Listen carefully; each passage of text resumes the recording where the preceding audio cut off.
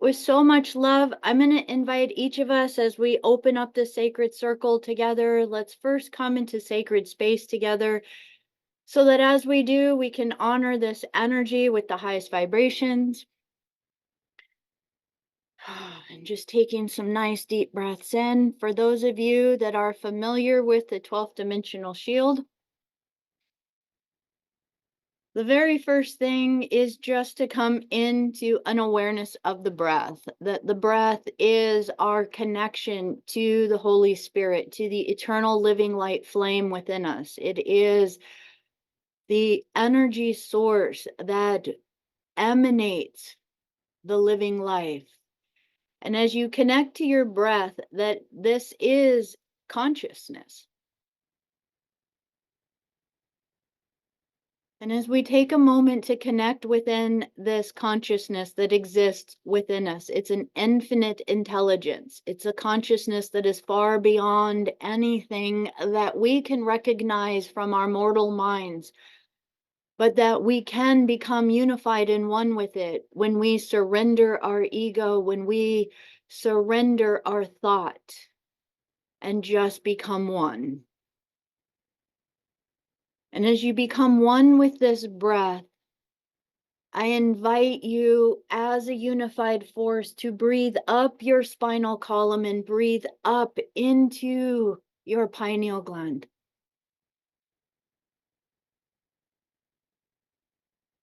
And as you let your breath rise and fall like a rhythm, imagine that spirit and that breath kissing the pineal gland as though it is awakening your stargate of awareness.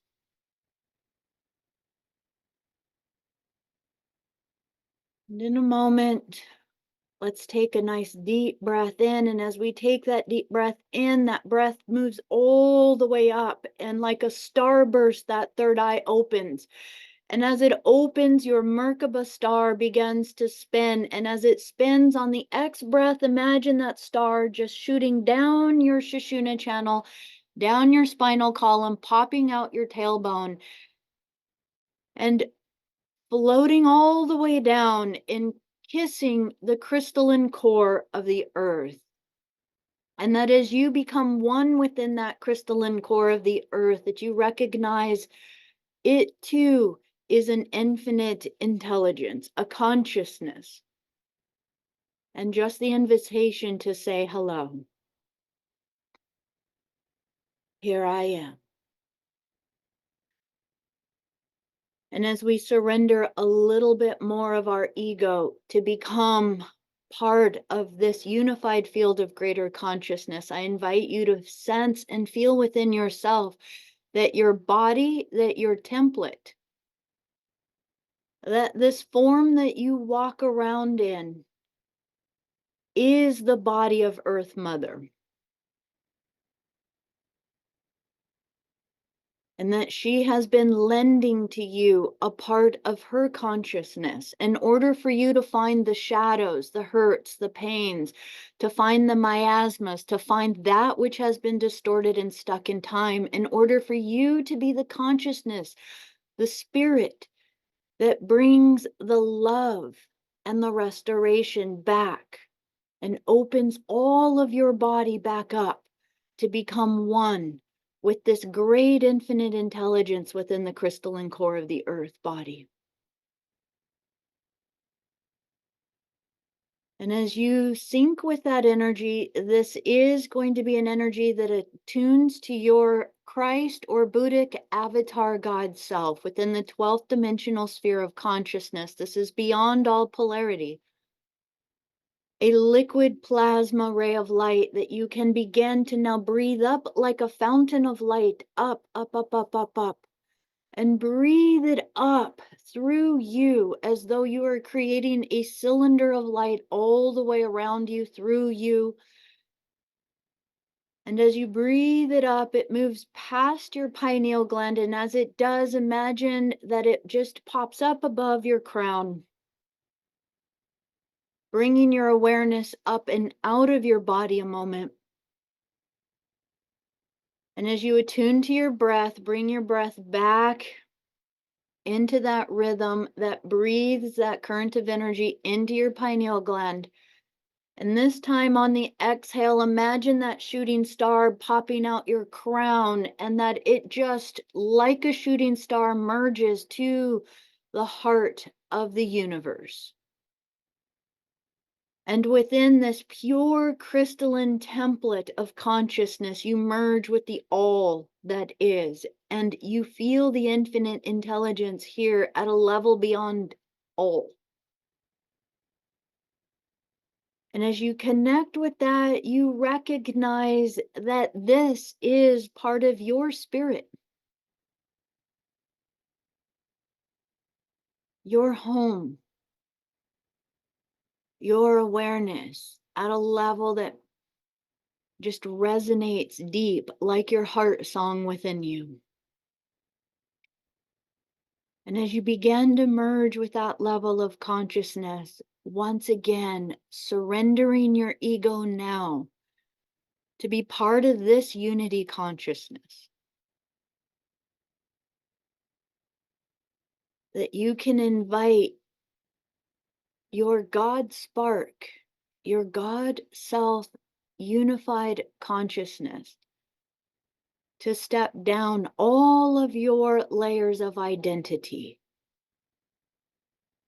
and that you are making an invitation to the doorways of your temple, this body, which is the gift of Earth Mother. It's as though you are the conduit that is inviting the God spark to enter into the temple of Earth.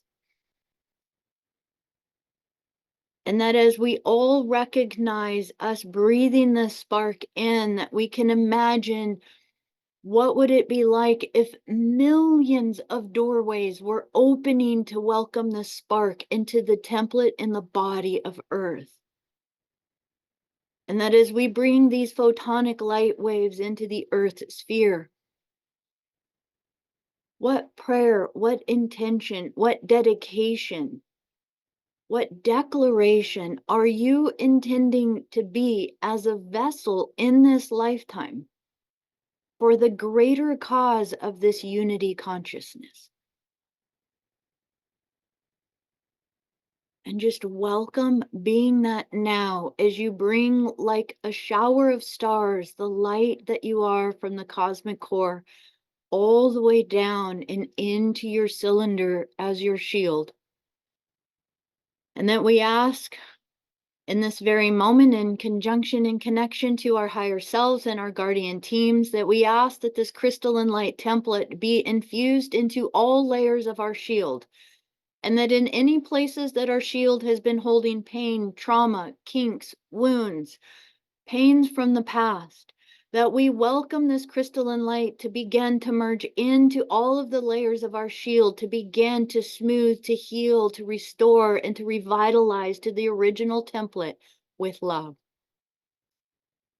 As we all unify now as a soul circle, we unify here as our cosmic heart song, that we dedicate this life as we surrender our ego to our higher self to be our living heart song through every expression, every breath, every movement, every thought, and every intention.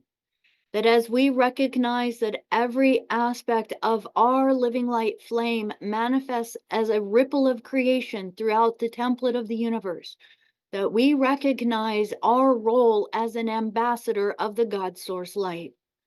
That we stand here with the Christos mission within our heart and with so much love. We unify now in a universal connection to our guardian teams and higher self with so much love. As we open the sacred circle now, we say thank you, thank you, thank you. And so it is. Ooh.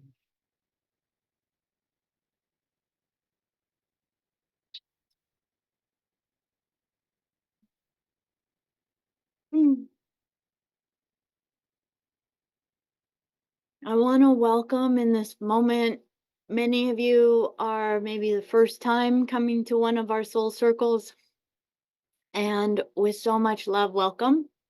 There's a lot of emotion. I think you can see it in just much of the energy here. This was something that we were doing regularly, twice a week for years. And the guides really inspired us to open up the circle. There was a massive transformation and kind of a morphing that we went through. And it was a very emotional time for all of us to kind of pause our soul circles for a bit and then be able to create the space to open it up in a bigger platform. So, with this, I want to say so much love to each and every one of you if it's your first time here. And that this is our opportunity to have a space to ask questions, have questions answered, to share love, to share experiences of what we are going through. So I want to start off with just a couple announcements just because I always forget this part. I get all excited in the energy and I forget to tell you guys what's going on. Really bad at that part. It's okay. It works. So, one of the very first things I want to say that I'm very excited about is that all of the courses are now live on the Thinkific platform. So, many of you are signed up for one or multiple of the classes, but those are there. Those are there as a support for all of the different things that we talk about, not only through the courses, but through the YouTube and through our soul circles. So, they really are kind of a resource to help maybe go more in depth to some of the things that we talk about in more of a way to kind of get the steps by step to understand all of it. So all of that is there. But one of the things that I've been excited to kind of morph and create them into is that they will be certification courses. So whether it's just for you personally or you feel as though you might be inspired to maybe let these courses be a catalyst of inspiration for you to take your gift and start to share it with the world or add it to what you do, please, by all means. This is really designed for you to integrate it into your life, take it, use it, make it your own, and share it with the world. One thing I do want to say is for the two new launched courses, these are a continuous kind of evolution as they are open now. I am continuously adding new courses weekly within the lesson plans. So it is a really neat way, one, to make sure you don't just race to the end on them. But also just to it is a way that I am being able to launch it as it goes. So you're getting the experience of it as it is being launched. These are all things that I will many times actually go in and maybe redo certain lessons or add to them or add different things within them. So really, please do check in regularly if you've already completed one of the courses, because many times there will be new things added. So I wanted to get that within there. Just a couple new things that are coming up just in about 4 days. So on the 18th is our Aquarius Galactic Star Report. This one is live on YouTube. And so there's basically you can join in live and watch it, but this one's going to be very special. As you guys know, we have on the 20th our change into the Aquarius energy that is happening right at the conjunction of Pluto. So I wanted to let you guys know I've been doing a lot of 2024 transit chart readings for individuals. If you are curious about what the energy is going to be for you in 2024, you might be interested in that just because it is going to be a wild ride, and every single one of us is going to have our own unique role that we're going to be playing through it. But also know the purpose of the galactic star reports is so that you will have everything that you need. Also, I'm going to put this out there. I'm going to have you guys type in the chat also if any of this has been coming up. But the last YouTube lives that I did were specifically addressing the frequencies that have been hitting us pretty strongly. So we were talking about a lot of what has it been? It's been ringing in the ears. It's been the sound tones. It's been the dreams. It's been light language. It's been maybe visitation from your guardians or guides in a much stronger way. But I just want to make sure that I'm checking in with you guys. Last night was a little bit intense all over again. It was primarily more intense around the beginning of the year, the 4th. It hit again, I think, around the 6th or 7th. And then it kind of took a little bit of where it calmed down again and it's peaked up. just a little bit again. So please just type into the Q&A chat on the side if there's something that has been coming up, because I want to make sure we're supporting each other with what's coming up so that we have all the resources that we need in order to go through all of this. So the next thing I want to say before I get into the Q&A is that each of these monthly Q&As I put out there in one of the videos that I want to share some of my treasures with you guys. So I have some treasures that I have collected throughout my travels, my journey, and my life, that kind of as just my soul's gift of giving back, of like, why wait till we die to give the gifts away, right? So this is my way to be able to share some of these little things. They will be smaller gifts, but just little things that have meant a lot to me. And for January, I want to share with you guys this particular gift. So this gift is a beautiful art piece. I'll see if I can get it a little closer. And it's a very simple piece, if you will, but it has a very special story to me. This is from a female artist in Laos. Laos is a country right next to Thailand and right above Vietnam. And in 2008, I did a solo journey to Southeast Asia. I did a solo backpacking journey to Southeast Asia. And it was a very important and a very special journey that I went on in that time. And at that particular journey, I was guided to go into Laos in order to really experience that country. It was probably one of the most special places that I'd been, and it was a very unique experience traveling all by myself through there. I did a 3 day, I think it was the mail boat. It was just this wooden kind of boat with wooden seats that I had to sit on. And there was a whole bunch of us that were on it, but it was actually how I think supplies got to smaller villages along the Mekong River. And it made its way eventually to a place referred to as Luang Prabang. And this is one of the ancient capitals of Laos. It was a very beautiful place. It was an incredible place to connect with a beautiful group of beings who were just open heart space beings. These people were just love. And as I connected within this place, I came across this tiny little gallery in this little place that I went in, and it was this woman there that was just painting her heart out with all the walls covered with little art pieces just like this. And this was the piece that I picked up. It was just an image. It was just this divine feminine image that really meant something to me.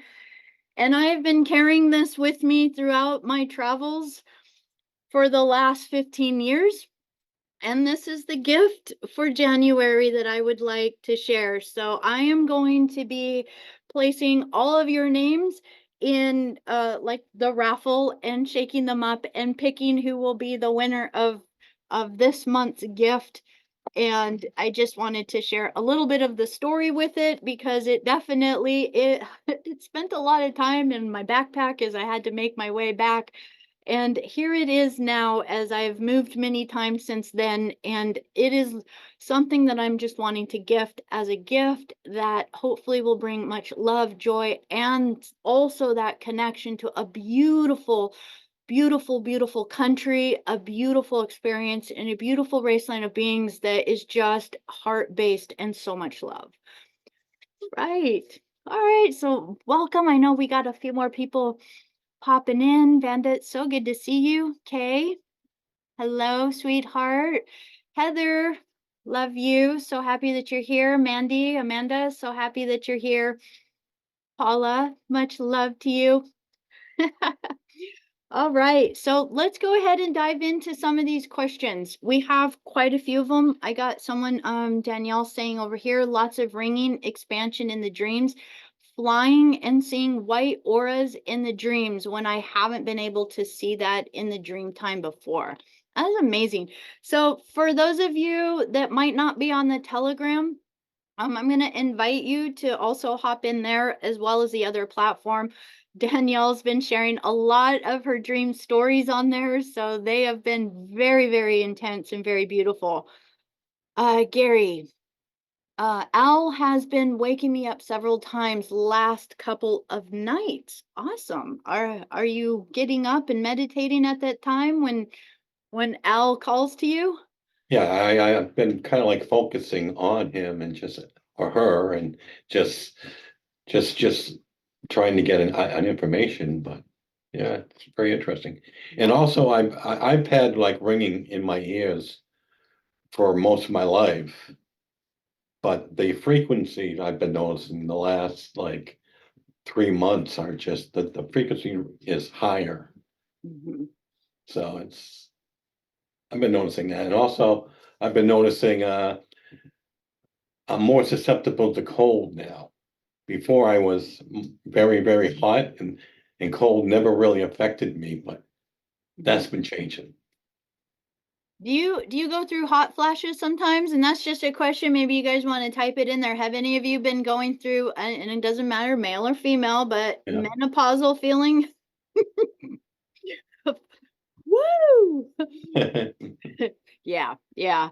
Um, Big time since since the beginning, the 1st of January. It'll like after these massive ringing tones, all of a sudden I'll just sit and I'll just go through these heat waves where I'm just like, the heck? Very intense. Lots of snakes last night and shrinking them. Wow, that's incredible. I had that one snake experience that I shared in one of the videos. So, um, would it be all right if I asked what that felt like for you? Because that seems very important. I've got a couple of boys that are discussing things, so you might hear them. But yeah, it was interesting because I've had snakes before, and sometimes there's been a fear around that. Wait. There's been more of like apprehension and fear, and this time I was just sort of like, you're not scary anymore. Just go, and like so one of them was actually kind of a larger snake, and then all of a sudden it became a mouth that was just gnawing. Like it was just kind of like one of those little toys that chatterbox. Do you see these two? Of Hello. course I do. Those are the And loves of my life. you say hi to Becca? And these are some other friends. Hi. And there's the other one. So yeah, and so there was this sort of like that reminder that sometimes snakes can be frightening in the moment. Like in the past, they've been sort of like that apprehension and fear.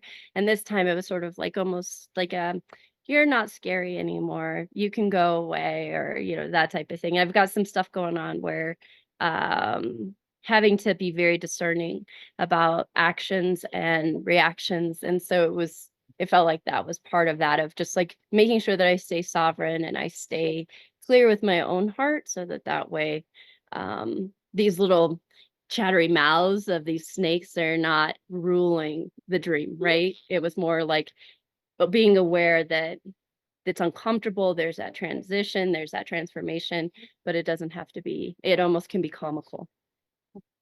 Beautiful. Thank you for that. And that ties into one of the questions that came through for today too that I wanted to address, and maybe we'll start with that one because one of the questions was about a lot of the kind of the shadow or the negative energy or even just kind of intrusive energy that seems to even be escalating, that even as it seems like a lot of these heightened or really beautiful expansion energies are coming through, that at the same time it's also almost unlocking a lot of these infiltrating energies. And let me see if I can find it's yes, this particular question, it says it seems like there are entities that are so nasty and dark that they can stick despite conscious awareness and all the efforts to protect. What additional efforts would it take to protect against them? So, this one again was a really an observation. As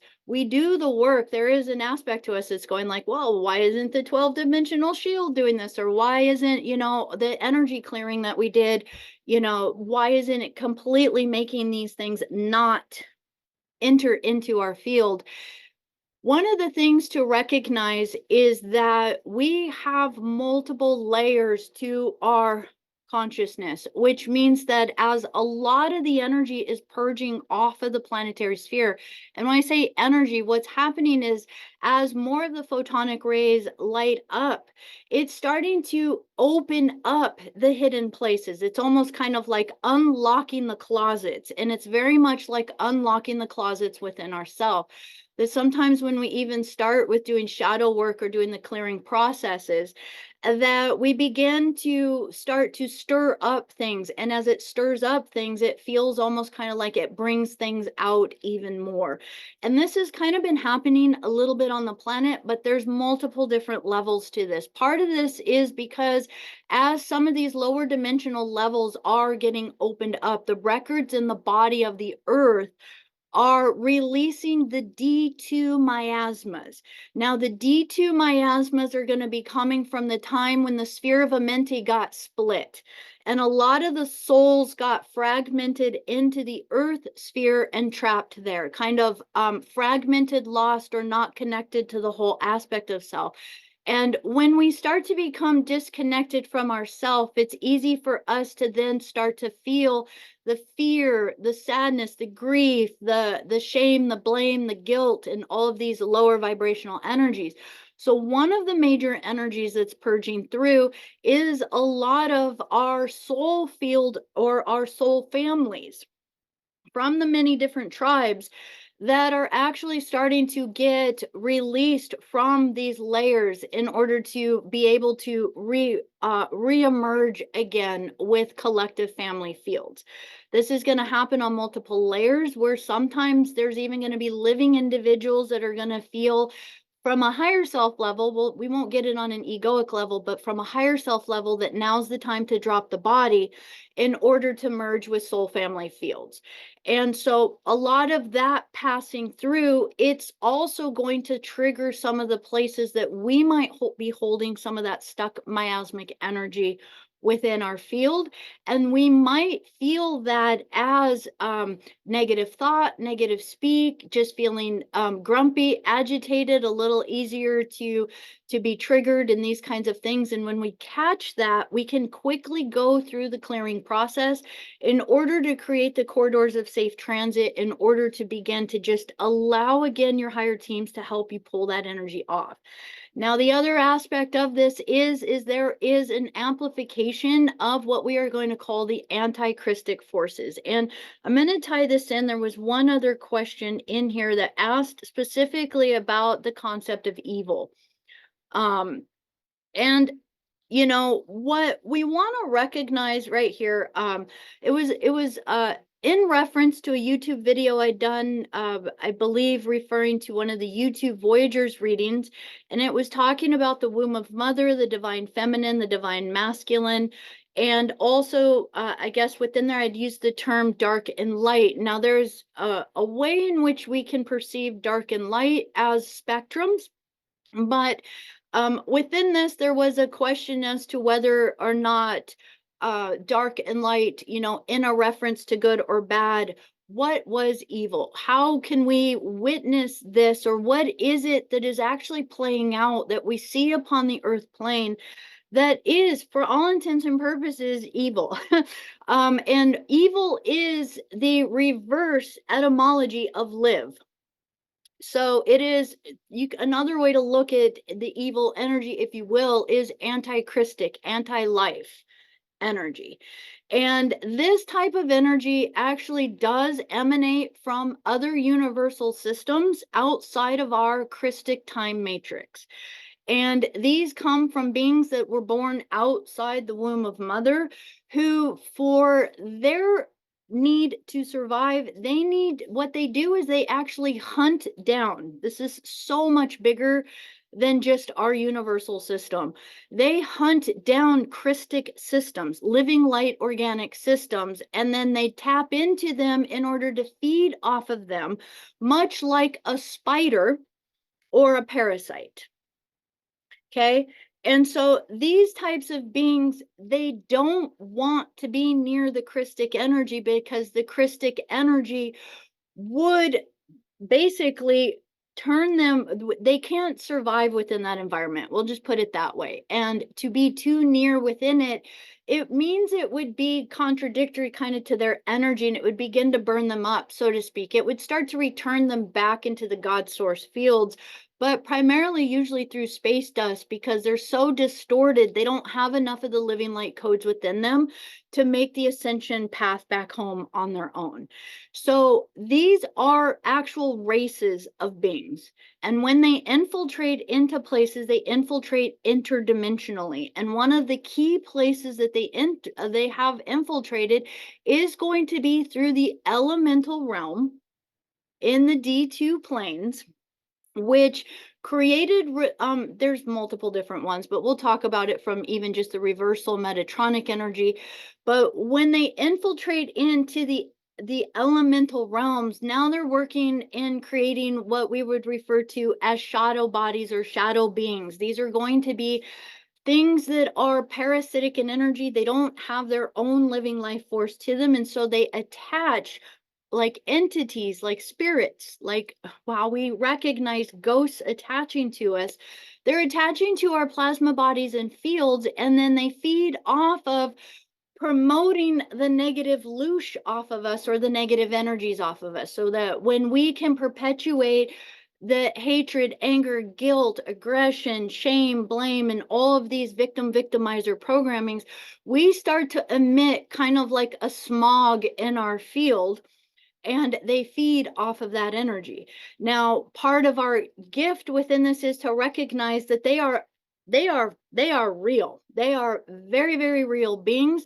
These are beings that primarily the guardians work with when we talk about Stargate systems, wormhole systems, where they have been using um, uh, time mechanics and artificial kind of technologies to burst into either timelines or dimensions. Because this one's a pretty deep one. So again, if you imagine the universe is in dimensional layers, there's actually sheaths, or uh, kind of like arc zones or seals in between the dimensional layers, not to try to keep things in or out. If you know how to move through them, no big deal. But it's kind of like we have the mylar sheaths around our tissues and our fibers and our body and our organs, in order for our liver to not just slide around and become one with our stomach or with our liver. Everything is functional in its own reality. But when things start to get out of the universal system that it's supposed to be in, inappropriately, a lot of times it's in order to feed off of it or to take the energy force from it. So we basically want to recognize that there are very real, very advanced beings that come from other Eka or other world systems, that they are what are referred to as anti-Christic. They basically hate God's source. They hate all that is good. They hate that which is living light energy. And they want to consume it. They want to feed off of it, not because they want to become it, but because they're kind of just going to eat it. Once that system is done, they toss it aside, they go look for another one. It isn't even a really a personal thing. It's just something that they do. And in our reality, we see this on a day-to-day basis. We see this through a lot of the different heinous acts that happen upon the earth, where we sit here and our whole entire system caves, because our empathy and our feelings and our Christic codes literally shut down, because we get sick at the thought of many of the things that these people can do. But the reason why is because they're operating primarily from some of these anti-Christic energies. How do we work with this energy? How do we work with a flooding of this energy? Here's something to kind of understand. Our earth template, and this is something the guardians are showing, is that I believe our earth template is going through a massive detox and purging. And think about like when you get the flu or you get sick and your body starts to go through chills, through fevers, through sweats, through where you just feel like you're dying, right? But what your body is doing is going through all of these changes in order to burn out that which has been harming the system. With the increase of the photonic waves, those that are not choosing to align with the Christic energies are going to feel more and more agitated by these energies, because the entire Earth template system is going to start kind of treating them like a virus in the body that they are burning out. If that makes a little bit of sense. I hope. Do I have you guys so far? Okay. So when we feel kind of ourselves being infiltrated, or that we are aware of some of these energies, one of the best ways is just to kind of recognize it as something that is passing through. To also just witness it again, to witness that no matter how much we feel like we've reached some sort of shielded or Christic kind of aligned state of being, we are still existing within this polarized reality, within a physical template that we are not going to get out of feeling the miasmas as the changes happen on this planet. It's just going to be part of this. I would say, and this is something the guides have been sharing with me, is that most of us aren't. I know for myself, and that, they're saying that pretty much most of the individuals on this planet, we're not going to be ascending out of this planet by taking our body with us. That our body is an ascension vehicle that is allowing us to do a lot of the transmutation through it, but that what we want to purify within this lifetime is our consciousness. So even if we feel stuff attached to us, and this is something I am going to have so much fun getting into these lesson plans within the soul coaching course, because I'm going to go into depth on what are spirit attachments, what are entity attachments, how do we deal with them, how are they getting stuck to us, how do we help move them, but also to start to understand that entities can have entity attachments. And it can go back generations.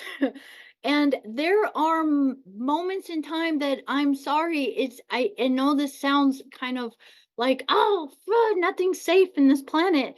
Well, it absolutely is. If you know who you are and you know your consciousness is sovereign, you are completely protected within that consciousness level.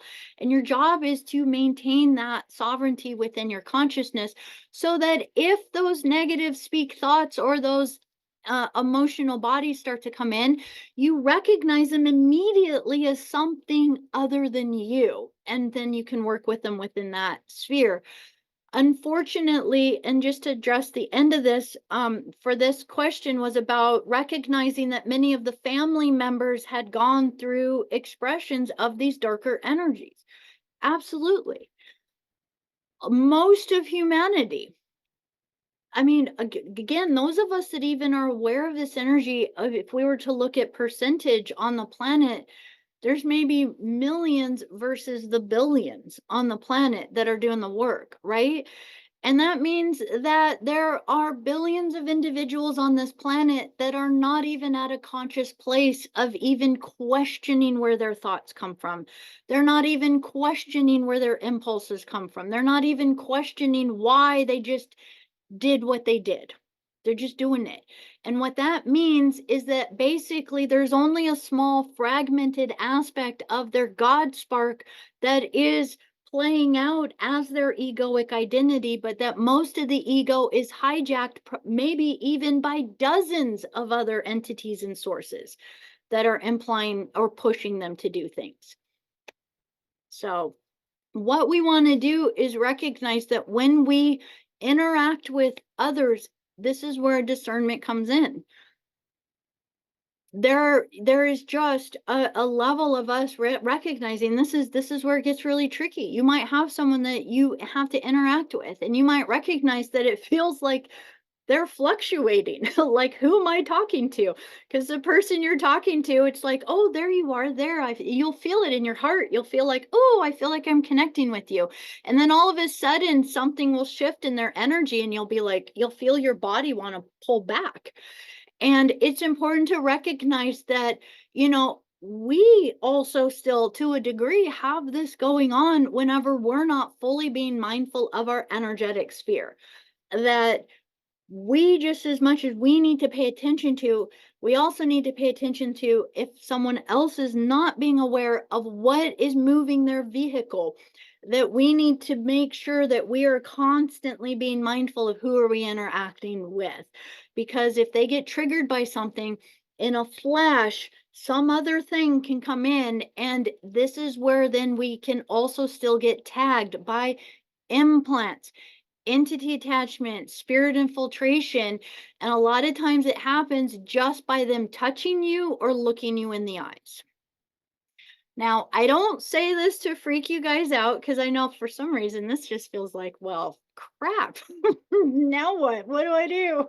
It just feels like it's like, it's no different than if you were going to go hiking through some jungle with ticks and parasites and little things. You be mindful. You wear the appropriate clothes, you carry the correct bug spray, you check yourself regularly to make sure you don't have any hitchhikers on you. This is just kind of what it is in this environment that we're in right now at this level of transition.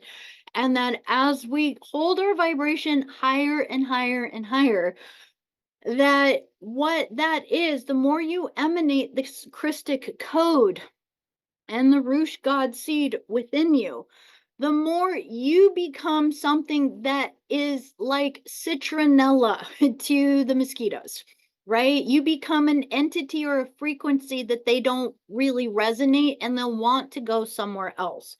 So it's not that you're going to constantly get bombarded, but that we have to recognize that we're still holding fragmented aspects of self, that if any of us was completely whole, we would pretty much be turning into rainbow body and floating out of here if we chose to, right?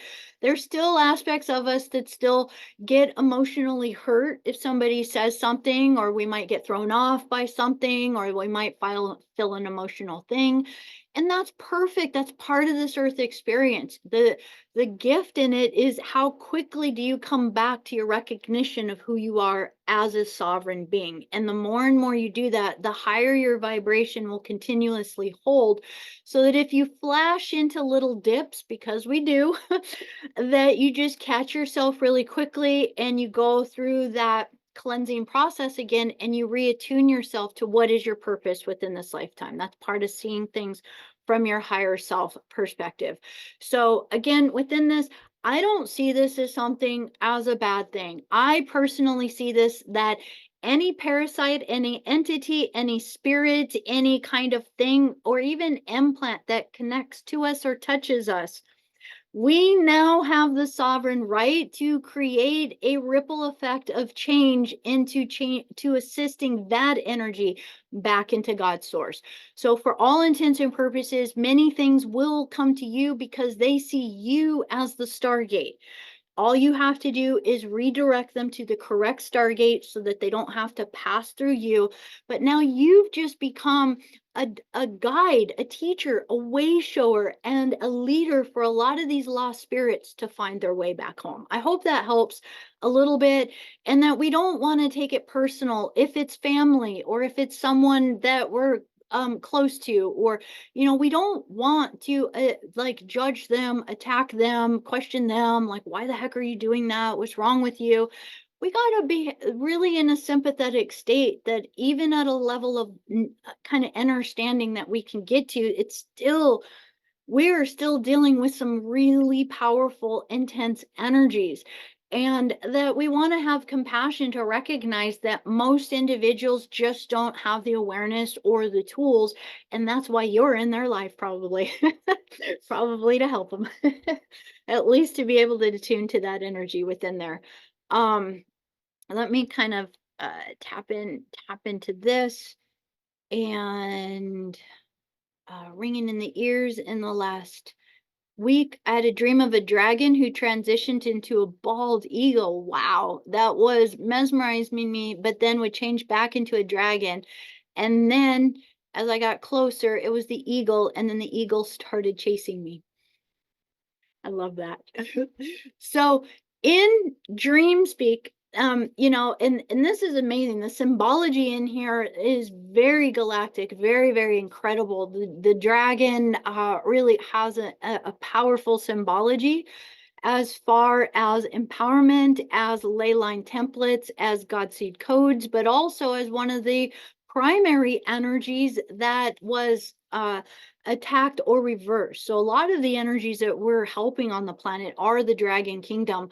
And then the eagle, if I was interpreting this as my dream, eagle is going to be connected not only to a starseed race, the avian race lines, the seraphim race line. So this to me is a dance between the Elohai and the seraphim energies. But also the eagle represents being able to see things from the higher mind, the bird's eye view, and having that kind of introspection when we even think of that as the gift of the feather. Now, in dream speak, and again, if this was my dream, I would be going like, "Oh, awesome. The eagle is chasing me. What I need to do next time in the dream is turn around, face the eagle, and realize the eagle is me." Anything that is kind of chasing us in a dream, and again, it's all based on our own interpretation, what's going on in our own subconscious.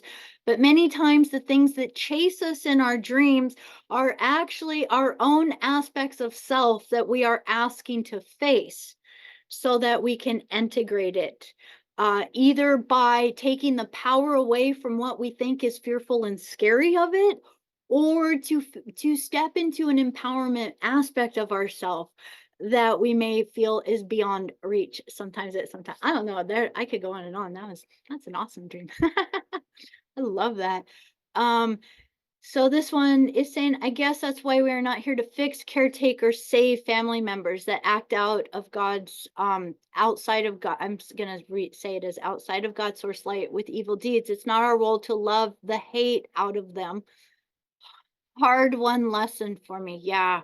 Yeah, and that is, because there is this sense that we have to be really mindful in a discernment way of this concept of love, right? Because the universal template is the fabric of unconditional love, but everything's existing within it, right? And when we think about unconditional love, we want to recognize that we're still utilizing a level of discernment. What are you letting in and out of your home? What are you letting in and out of your home?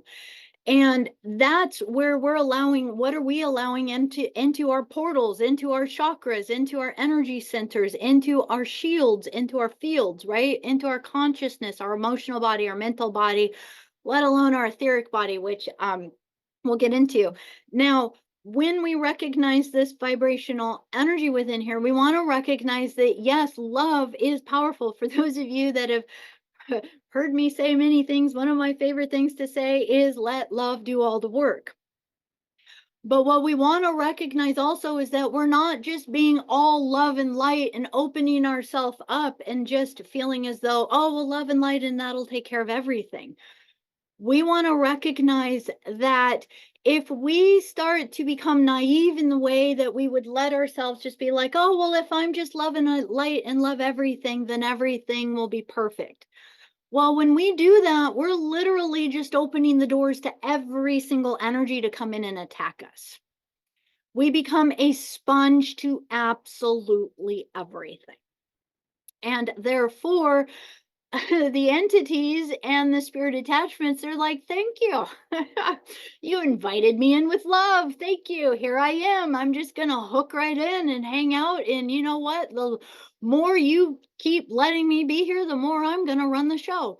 And that's eventually what happens within our field. So we want to recognize that a lot of times love is tough love. Love is being kind of like that discerning parent energy that we recognize. We're watching it on the planet right now.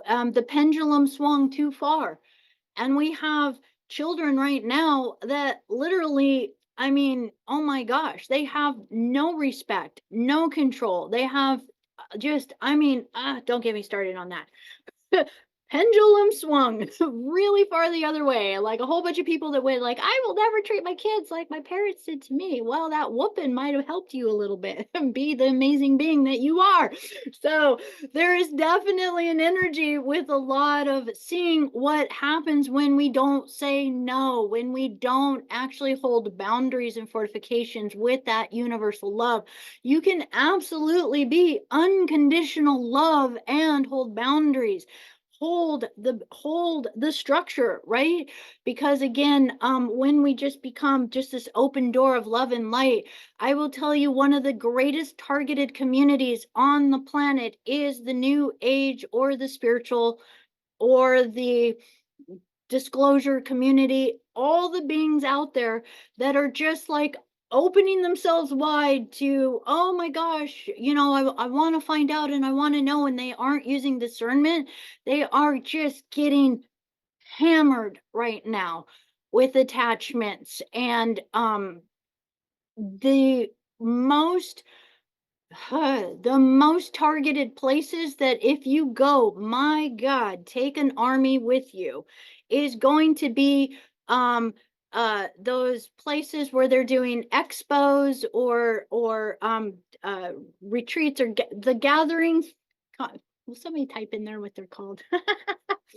But they do them all over all the time. They have them in Florida and LA and in Shasta and all these places. And what it is it's a bunch of speakers that come with booths, and people get attracted there by flocks because they're looking for something to give them answers, and they're just wide open looking for answers. And when they're wide open, guess who comes? Because they're like, great, it's a feast for spiritual energy here. And these entities just annihilate these people. And a lot of times it's the speakers that just get so sick after these events, just because of how hard you have to really hold your shield while you're at those collective events. So please, please, please just know, yes, we're getting there. We're getting there to where communities can come together in safe zones, but we have to recognize that everybody has to be just as responsible for holding the circle, or else the kinks in the chain that are the weakest is where the stuff gets in, right? So that's what we want to just kind of be mindful of. My goodness, I feel like I'm just telling you guys a whole bunch of crazy things here. Um, just the metaphysical. Oh, thank you. Realizing this helps me not feel guilty for associating with other family members on a different path. Yeah, and this is going to. I think this is probably one of the trickiest things we deal with. Is we a lot of times do feel guilty if we're leaving loved ones. We think we're leaving loved ones behind, but when we think that way, we're not actually recognizing them on their own soul sovereign path. That everyone does return back to God source one way or another, and that it's a choice if you want to return back with your consciousness. There's a lot of guardians and guides that are assisting through different step back processes. So with it, I want to answer this next question. I'm just going to keep following the questions as you guys type them in here. um let's see, if you do have a low vibration energy attached to your field, how do you help it ascend? I can hear vibration in my left ear when they come, and eventually it leaves. Would like to know how to intentionally help. Also, Indigo 3, and wondered if it had any to do with that. Yeah. Indigo 3 is really, really was an intense ride. And what I want to invite is one of the clear messages that has been coming through is that we can be complete with these indigo contracts in this way. It's actually fair and appropriate to go to your council team to actually kind of turn those contracts in as being the portal that beings are moving through. um I will tell you that if you've held any of the indigo contracts, that you will still be more of a magnet to this energy in this body and in this lifetime than others. But at the same time, there are massive guardian teams that are helping right now, that we can begin to guide those beings to them so that you don't have to be the one that pulses those thoughts, those feelings, or those energies through your body or your emotional template anymore. That one of the things that we can do to begin to raise our vibrational energy is to actually align ourselves to joy. I know. This is one of my favorites because it sounds so silly and simple, but this is I was actually just working on this in the soul for one of the soul coaching courses next videos. As infants, we came in with the closest template to God's source at that moment. And in that moment, one of the signatures that we have is we basically came in with three primary gifts. And that is that when as an infant, basically the only gifts and abilities we have is unconditional love is one, but our imagination and our curiosity. And these are not just things that we have, but these are literally the God spark. The creator, the infinite source of all it is, the infinite field of manifestation and the consciousness behind it is actually very playful, curious, and is unconditional love. And if we are the emanation of it, this is how we get to see why we're so curious. Why we will always why is it that you and I aren't all just eating the same kind of eggs? Why is there over 100 different ways to make an egg? Like it's an egg. Back in the day, we just split it and ate it, right? But now it's like, no, I bet I could do something else with it, right? We have to paint everything. This is the emanation of God's source. Everything you do from joy, from love, and just from being in the wonder of this expression, the more you tap into joy, the more you are actually tapping into your ultimate connection to the God that you are, the God spark that is you. And when you be that spark more and more, no matter what the challenges are, the more we begin to change our lenses and our filters of this reality. And it's a little bit of a slow process, but the projector of our holographic reality begins to change. It does. I promise you. I promise you. I promise you. I promise you that you can literally have something crazy going on in your life and you can just be like, wow, and actually have just this sense of calm, unconditional love, and even a sense of curiosity or joy with it. That it is something, and hopefully, this is part of my passion is to hopefully be able to translate to this to you guys in some of the videos that I share with you guys is like I'm not outside of having challenges in my reality, but hopefully I can emit some sort of a frequency, at least of that level of curiosity and being able to move through it with the greatest of ease and just to be able to be like, yep, here we are. There is black, there's white, and every other color in the rainbow that we get to play with in this reality.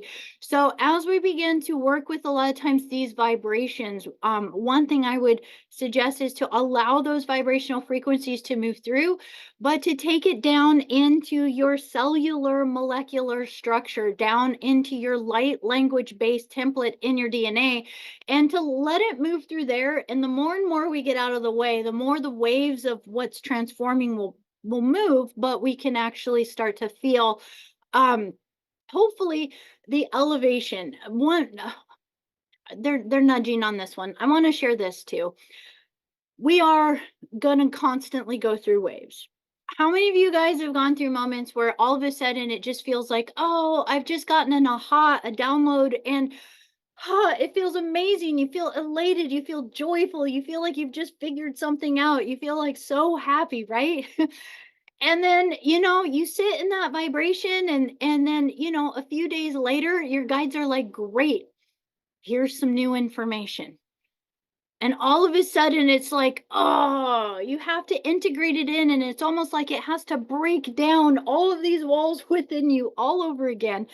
And each time it's kind of like getting a whole new level of truth of what's going on in reality. And sometimes it's hurtful to hear it. Sometimes it feels like, oh my gosh, like we have to all of a sudden open up to this other level of recognizing what is going on around, but be able to still maintain Christic viewpoint within it. And sometimes it'll kick us in. The new information will feel like it's tearing down everything that we thought we were comfortable with, bringing in a new wave of information. And it might bring a new wave of even like sadness or depression or tears or crying or feeling as like angry of like, oh, I'm so frustrated that this is the way things are.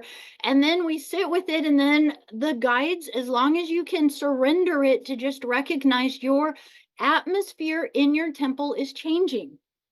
It's kind of like your Saturn constantly getting broken down in your astrological wheel so that you can open your consciousness up to more and more and more and more of the universal mind template. And as that happens, it's kind of going like, oh, okay. We're like little kids. The day that you realize that Santa isn't real, it's like, oh, okay. Oh, but then great. That means I can get a present anytime I want, whenever I want. Play with it that way, I suppose. But that's one way we look at it, is to recognize we don't want to make ourselves wrong if we go through waves. Recognize there's kind of like constant birth, life, death, rebirths happening throughout our incarnational cycle. And that's part of even our indigo path as we constantly morph. Our goal is, as our indigo, to move back into our higher integrated body. So with that, I want to touch on to this next question. And this one was talking about something I talked about within the Legacy of the Soul course. Um, I've also mentioned the concept or the term fetal cells or fetal cell integration multiple times in a lot of the videos. And I want to describe, so this one's a little bit more technical, but here we go. So within this, we have the God seed codes are basically sacred geometry. And the God seed codes come through in what really looks like the eternal lotus of life. If you've seen that sacred geometry, that's not the flower of life, but the eternal lotus of life. But it comes through as these, they call them the 8 original fetal cells, but really what it is it's the 8 imprints from the God source worlds. Okay, and this is very, very technical, and I don't have a lot of graphs and things to show with this, but I am going to actually share a screen with you guys so I can show you just 2 things within here. So what I want to show within here is that we do have the 8 cells of human conception. And the question had to do with, why do I sometimes say they're in the tailbone, and why did within the Legacy of the Soul course, which is again a course about how we transition out of the body in order for our consciousness to return back to the planes or the dimensions of consciousness that we're choosing to. So the Legacy of the Soul course is about the anatomy of our soul and how do we die right? How do we leave our physical body correctly? So in that course, I talked about something called the 8 fetal cells of integration being embedded at the bottom of the thymus gland, or the 8th stargate within our higher heart. So within this, is what we want to understand is that through our incarnation into the physical matter template connected to our kundalini currents, the 8 cells of human conception are located in the tailbone at the base of the spine. And so our incarnating consciousness anchors its identity into these first 8 cells. Now, one of the things you'll hear me say quite a bit is that what we do as a meditation is we take the integrations into those 8 fetal cells and we want to unplug them. Because what happens is that through our fetal integration, they begin to weave through like currents and strands through the family lineage line of the family tree of our mother and our father, and they get embedded in to the identity of our family tree and our earth egoic identity and our earth identity in general. Okay.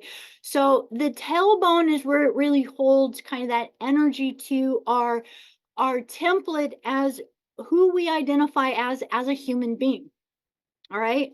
Now, I'm going to show you one more current because when we talk about through the legacy of the soul, that perspective was about now how do we reverse the fetal cell integration and we check out of the body correctly. And how this is that we want to recognize, and I'll show it on this PDF over here, is that the fetal integration as we enter into the body, the first step down goes into the bottom kind of part of our eighth chakra in our thymus gland. So it's our higher heart. And it's our etheric body that tethers in to that thymus, eighth higher heart. Okay. And then as we mature through the years, it's the first 7 years of our life, we start to develop our identity and our etheric body starts to move in more and more and more and more into our physical reality. And where is it tethering down into is to the tip of the tailbone. So when we are reversing the process at some point, we want to go in and unplug our parental fetal cells out of our template, and we want to unplug them from our family tree, right? So when we unplug them from our family tree, what we are doing is we are saying, I love you guys so much, but I recognize that you're one family tree out of maybe millions of family trees I've ever been incarnated into. And I am pulling my identity template out of that family tree with love. We've been doing the restoration work. We're still able to quantumly heal any karma or miasma through the family tree, but we also start to recognize the family tree has nothing to do with the family, but remember, they belong to Earth Mother. So who are we really working with as a family? Is our Earth Mama. There's our true family, right? As we connect as a family identity. So we unplug from our family trees, we take the tips of those fetal cells and we want to start plugging them into our galactic family trees. So our soul family tree. Okay. When we plug them into our soul family tree, what you are doing is you are actually taking an initiation step that says, I recognize that I'm in a human body, but I also recognize that I am more than a human body. And you are starting to tune into your galactic or your it is called your basically your galactic signature, your galactic blueprint as a soul, or and then eventually an oversoul identity. Because as long as you're plugged into your family tree in that way, if you were traveling out through the cosmos, if they were scanning your bio codes, they would actually see Earth human signature. When you do the work and you start to become a galactic citizen and you unplug those fetal cells and start to plug them into your soul oversoul family signatures within your quantum field, you actually now say your body is traveling out through the universe. They'll be like, oh, you look like a human, but then they'll scan you and they would be like, oh, you are, you would start to become recognized more through your soul identity, not just as an earth human in that sense. Now, the reversal process, as we go through the Bardo chamber, what we're doing is we're building up our Rashale body, or we're building up our dark mother matter template. We're building up our parallel or our higher self light body template, so that as we merge consciousness as one, when you leave the body at the time of death, you want your consciousness anchored already into that frequency where you've already cleared all of your consciousness template to anything in the physical matter template of Earth, so that you don't have anything binding you to the gravitational field of Earth as your soul plasma body leaves, so that you can merge out of your body and actually attune back to your higher consciousness. And so the final pull of that energy comes out of your higher heart. And the final 8 fetal cells unplug from the higher heart template in the reversal as you leave through the Bardo chamber. Does that help? I hope. Okay. uh we are so intricately designed. It's really quite amazing. um oh, and you guys, oh, thank you guys. You guys are so welcome. How do we know we are making progress with these unpluggings? Your family starts to just feel like a field of energy that you would have unconditional love for, just like anyone else. They don't pull or tug on you any more than anyone else. That would be one of my descriptions, one way that I would put it. If you are talking about unplugging from the family, that family energy, because again, we want to recognize that many different types of multidimensional beings could be incarnated in through that very same womb that was your mother. And, all your siblings could literally be completely from other soul families and groups and other multidimensional or extraterrestrial race lines and beings. So it just means that, you all had potentially something in common to work out through that family tree template, but that you're recognizing that at a God seed level, we're all going to become unified in family again.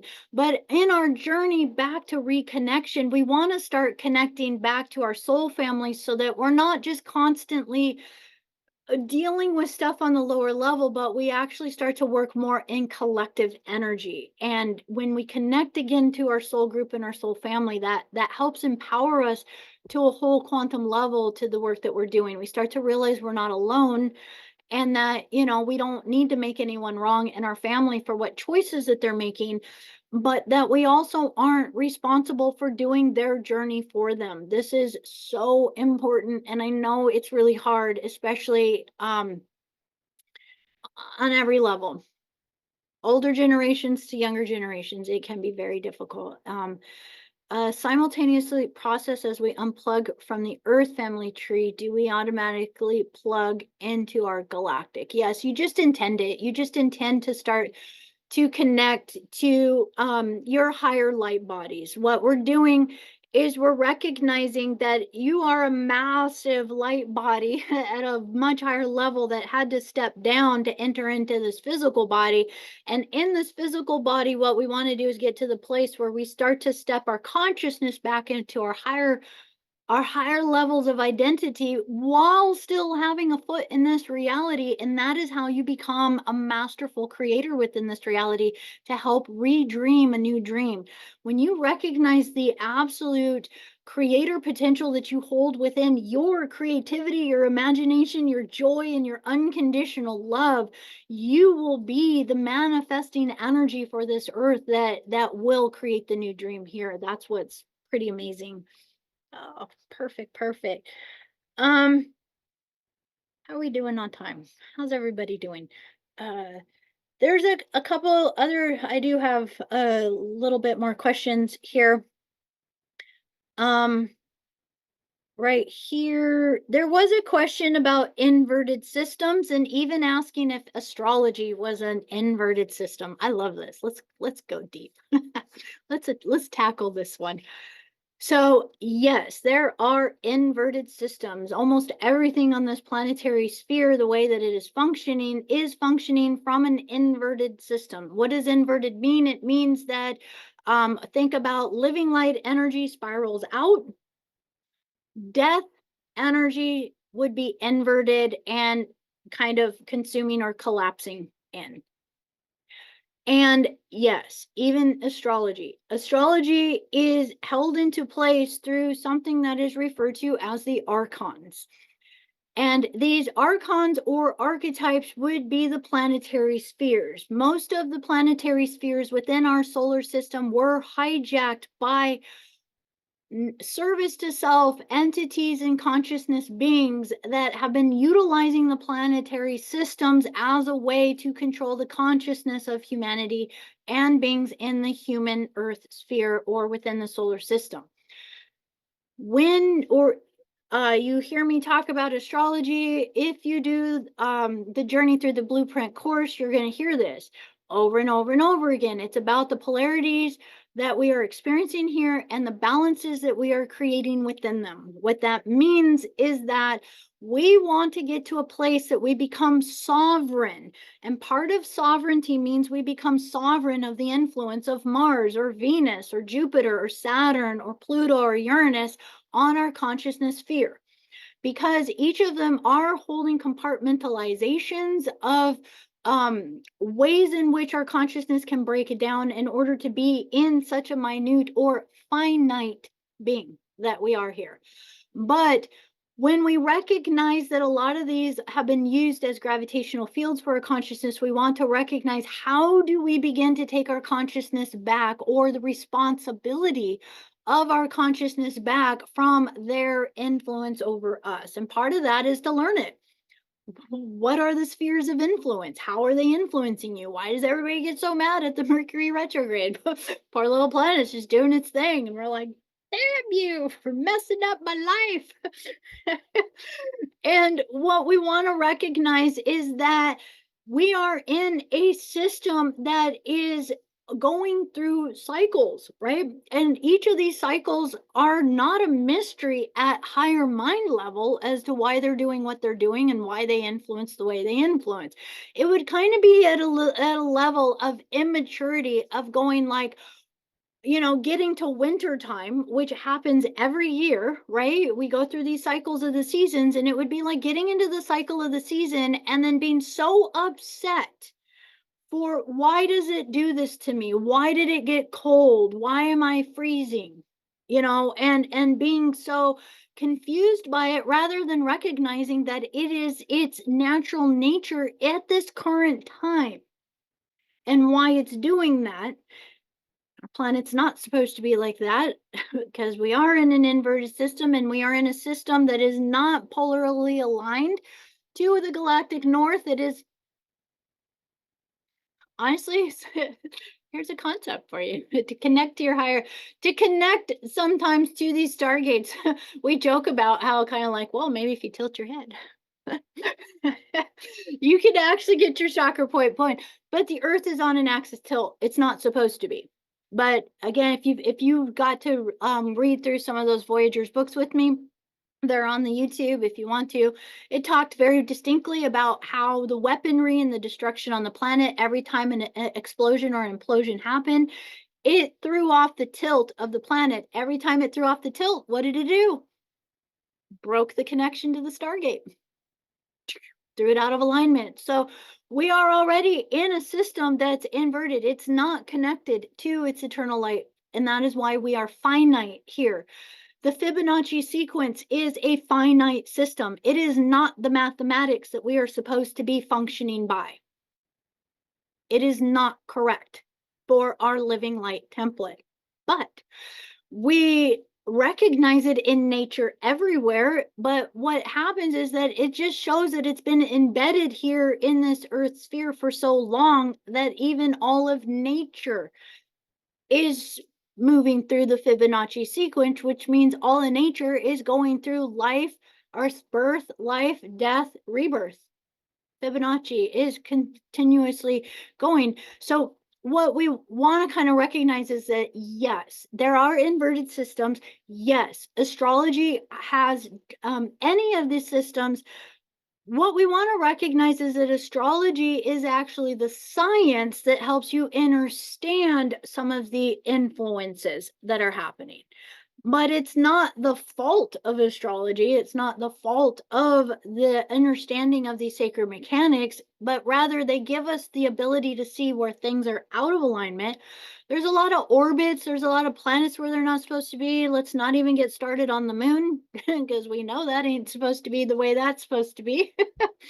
And look how much it influences us. It is almost the number one dominating force over our subconscious, our emotions, and our cycles. It completely manipulates the female menstrual cycle. We are not supposed to have this many menstrual cycles at the level that we do within a physical form. So now we get to see this, right? But as we get to see this, then we get to learn how to take our sovereignty back from these energies. And part of that is by learning the blueprint, learning the map, learn what they are, learn their language, so that then you can learn to be the creator at that level. Remember the star that you are, so that your gravitational field to your original soul's template out gravitizes all the planetary spheres within the solar system, and you align back to you.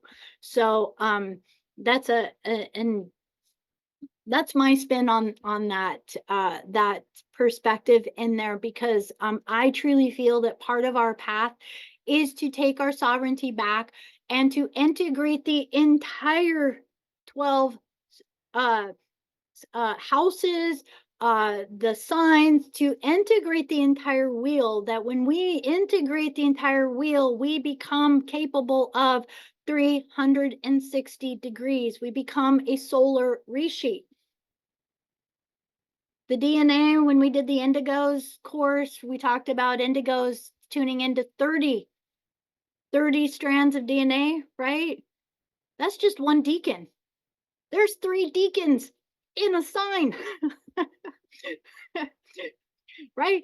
Yeah, so no, it's one house, right? So we get to look at one house aspect as even just 30 degrees, right? When we look at even our DNA strands, we're just hoping to get to 12 strands of consciousness, and well, that's 12 degrees. We want to become whole. And when we become whole, our consciousness expands at a level that is beyond what Saturn can lock us into. And that's where we get to kind of break free from a lot of these things. So, yeah. I love astrology. I know I've been working with this for lifetimes, and I just feel like it just, between the astrology, the gene keys, just our abilities to look at the fixed stars and the quantum fields, that we have the ability to have all the info of the map right there. The map is there.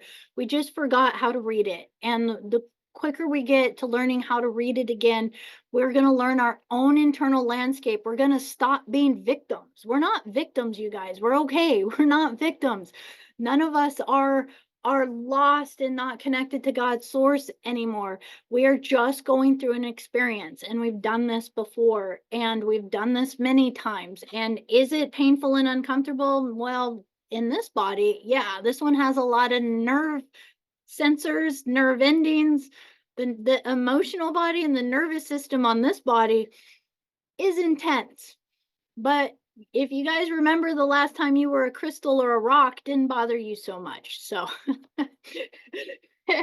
we can recognize we've had a lot of bodies, and that this is a very special vehicle, because it has the ability to integrate consciousness through all of our layers of our awareness. And that is the gift, because we can use this as a vehicle to receive connections back home. And one last question. There's a couple. Someone asked, in the many people talk about the third dimension or awakening to the fifth dimension, but why do people not speak of the fourth or sixth dimensions, or in the second harmonic universe? I do believe there's a lot of distorted awarenesses out there, even just the way dimensions are referred to many times. People will say the same word, but everybody's meaning something different. But within this, interestingly enough, let's just look at it from this perspective, that we can say that here we are on planet Earth, and that we could say, oh, we've been existing in the third dimension. Our body is a third dimensional template. But we are also expressing just as equally the second dimension and the first dimension, but we don't consider ourselves that while we're moving our consciousness through here. But just as much, your consciousness is also interfacing in the fourth dimension, which is the astral, the dream realm, and also interconnecting into the fifth dimension when you reach that place of your soul level of consciousness, right? It's that heart space within there. And those are kind of the moments when you get in the zone and you get into no mind and you get into just that state of clairvoyant connection or clairsentient, clairaudient, however you want to declare with the universe. And so, even in though we are in a third dimensional body template, it's expressing all these other dimensions in it simultaneously and these bands through it. So, in the next harmonic universe up, in the fifth dimensional sphere is where Tara is. It would be where the physical form would be, if you will, in a different radiant form. It is more of a moving into a silicate template within there.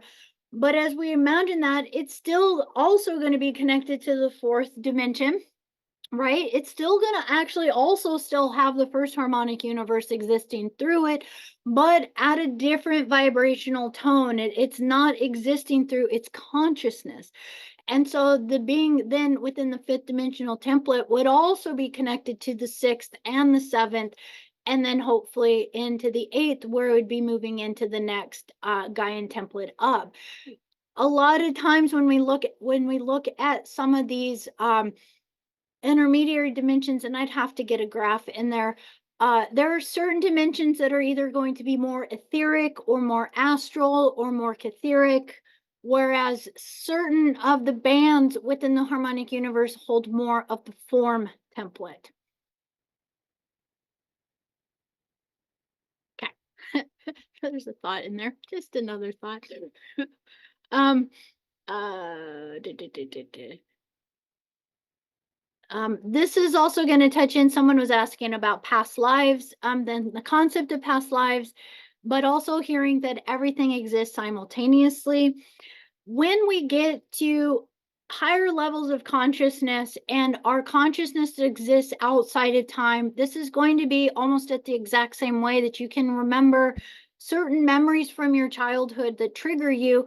You can recognize that that isn't happening maybe in the now for you as your consciousness of who you are right now, but if you are still holding triggers from the past, that means that that timeline in your childhood is still happening simultaneously currently in the now through your emotional body. So it's happening simultaneously. Now, on the higher dimensional levels, yes, and this is really on a very touchy subject, and this is why there is a lot of guardian hosts and Stargate guardians out there, because there is absolutely time portal mechanics. All creation is going on simultaneously, and if you know how to move through the portals of time correctly, you can go anywhere simultaneously in time. But that is also really way outside of my pay grade. I'm the librarian. I'm not the scientist, and I'm not I don't I know little bits and pieces, but when they start to show it, I do know it comes with a lot of like discernment and a lot of like having to be very, very mindful of what is being done, but also to kind of understand that yes, and how, I don't know, that's like it's, some of the stuff is just so quantum beyond that when they show it to me, I just go like, that's cool, I get it. I have definitely had a lot of experience, and this is through the breath work, doing the breath work meditation, working to get into connection to the 0 point field, and moving from there. There are many times where in that I will spontaneously leave the body, and in that spontaneous leaving of the body through the breath work, I will find myself in another parallel reality. I will find myself in another body in another life, and it'll be wild because it'll be absolutely real. And then all of a sudden I'll be back, and it'll be the wildest experience, because I'll be like, where was that, and some of them have seem like almost parallel existences that seem like places similar to earth, some of them are not. So when we look at past lives, this is really important, because I do talk a lot about utilizing past life regression or QHHTs to help. Absolutely, because what we're doing is we're utilizing these energies to use the trapped energy within our Akash of our body to take us through these portals to where that energy is stuck in time, or to where the records are that show us what is still influencing our life from another lifetime. so that we can begin to neutralize that energy so that we can live more in the now, where we can have access to all of those records when we are in, say, many of the temples, the Akash libraries, or in our higher dimensional bodies. But in our human body, it doesn't always serve us to be playing out 20 lifetimes at one time. It would be very, very distracting. Most of us can't keep track of just the one we're living, let alone trying to manage like what your uncle did to you 3 lifetimes ago when they were your mother. It's like, I'm still mad at you. I don't know why I hate you, but I do. It's like, well, great. Find the energy, clear it, move it out of there so that you can be in the now. Because what we want to do is disidentify with all of the characters that we've lived so that you can be your eternal self again and realize that even who you are is your name. Who I am as Becca B is just a character that I am playing out in this lifetime. The last question I have here, there was someone that had been talking about the Voyagers books, and yes, this one's a really big thing to kind of understand. The question is saying like, oh, well, in the Voyagers books, especially because they were written in the 90s, it was talking a lot about the ascension timelines. The Bridge Zone project is what they're referring to. And then they were saying that they listened to one of Ashiana Dean's talks from the Camelot project, and I think that was, I don't know the year that was done, but it was done significantly later. And in there, she must have been talking about something about Earth potentially not making certain ascension timelines, or that let me just kind of take all of this and kind of throw it out there. When I go in and the Guardians are working with me at this point in time, they aren't telling me much more past 3 months of time. That's how much is changing on a current day-to-day, moment-to-moment basis. And it's based on us. What are we doing? Where are we at? What level are we at? We only need a certain percentage of us to get our butts in gear. And if we do, timelines will change. Yes, there is the ability to work with timelines and redirect timelines. Absolutely. The more and more we align to more particular timelines, the more that certain negative timelines have less energy able to feed for that potential to come into actualization or reality. Since the Voyagers books were created, there has been so much drama on this earth. There has been more treaties and more deceptions and more overtaking of Stargates, reclaiming of Stargates, infiltrating of star races, and like, wow. I'm just like, man, I can't even keep up with my, like, it's kind of like trying to figure out your own family drama and then like taking that to the planet, and now you're just inviting more family into the chaos, and you're just like, yes, there eventually in this year I do want to get into more what is going on with some of the other universal systems that we are part of as our larger God universe code. Our 15-dimensional universe is just a tiny aspect. And just look at our Milky Way galaxy. If you look at even the constellations that are on the Cathara tree of life that are playing out in our 15-dimensional, our little speck in the entire Milky Way galaxy is like, where are we? I don't know. Like, zoom in, zoom in, zoom in, zoom in, and we might find us as a little speck within there, right? We literally are part of something so much greater, that the most important thing is to first learn the template inside of yourself. All, like, and this is the Oracle of Delphi. They say it's like, you want to understand God, go within yourself, learn yourself, go inward. You are that. And when you start to understand that, you start to understand the geometries, and then it helps you understand things that are far beyond anything we could ever conceptualize with our mind, because it's so massive. If any of you have looked through any of the Keylontic books, I mean, it's like, unless if you're like someone that's just like in love with calculus and stuff, like like just massive, like, what is that CAD system for architecture and some stuff. I mean, wow, like, it just is quite phenomenal. such a gift what they have brought through as far as the graphs, the templates, and the things that we can look at. But again, if we keep chasing what was that, well, then what was that from? And then what was that from? But we don't take the time to actually learn our template, what's the point?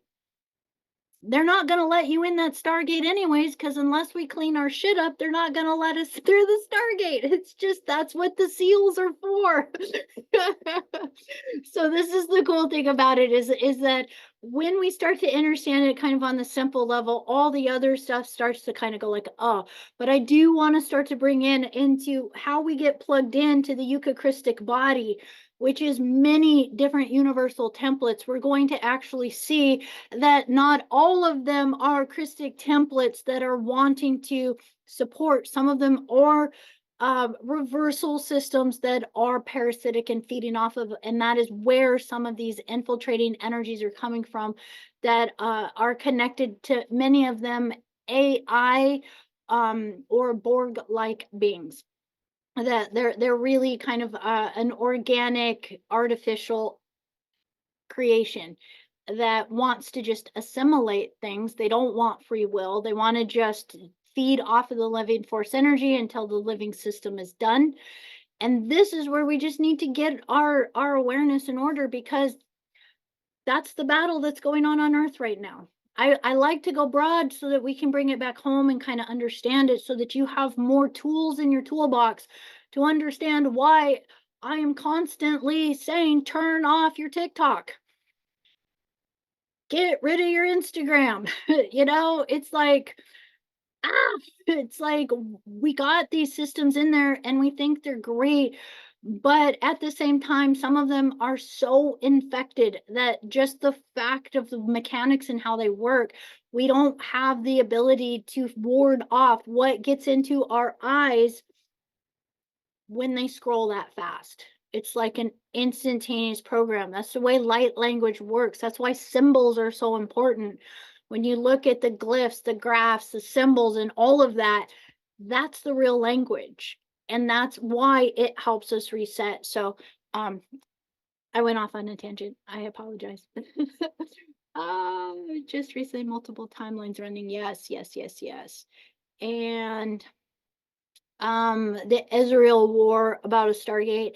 I personally feel that all the wars are about Stargates, and a lot of the underground bunkers that these uber wealthy, they look like human. I guarantee you they are not. Their skin suit has been taken over a long time ago by something else. But these uber wealthy people that you are going to hear that are building entire empires and bunkers underground, that's the whole thing that happened in the Hawaiian Islands. And one of them is building an incredibly massive one there on the island. These are Stargate systems. They're taking over portal and Stargate systems because they want to control the access points to particular places. They want to take control over these places. I do not feel that this is going to be allowed. I feel like there's going to be some massive flushing of these types of energies, and this is where we need to have discernment as to not getting too sucked in by a lot of these things, and just recognizing the more we work with our guardian teams and connect with them, the more that we are going to kind of be anchoring in that support level here onto the earth. But absolutely, I feel a lot of, especially in the Middle East, those are some of the most powerful Stargates, and those were some of the main ones the Anunnakis were using in the Syrian timelines. And they just there's stuff buried under there too. I don't, I only know little bits and pieces. I kind of go far enough that I go like, oh, okay. And then I just kind of keep doing the clearing work or whatever I'm guided to do.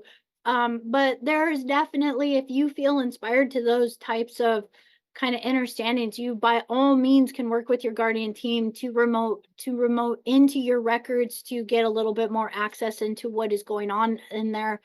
Um, but I definitely feel that certain certain places that were taken over in the Middle East recently was actually the return of the Anunnaki trying taking back over a base and kicking out a bunch of the military forces that were there and overtaking that again. And so a lot of the wars are genetic wars, because we got to remember through the 12 tribe stories that there are certain race lines that hold more of specific genetic lines that maybe are holding, Templar lines or Dracon lines or Anu lines. And then guess who they fight against is each other, and then they attack.